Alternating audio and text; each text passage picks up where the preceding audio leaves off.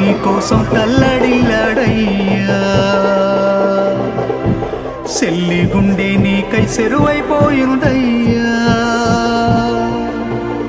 కంచల్లో నీ మెతుకు నిన్నే ఎతికేనయ్యా నీ కళ్ళద్దాలు నీకై కలియ చూసేనయ్యా నువ్వు తొడిగిన సొక్క నీకై దిగులు పడి చిలక కొయ్య కూరి పెట్టుకుందిరయ్యా రంగస్థలాన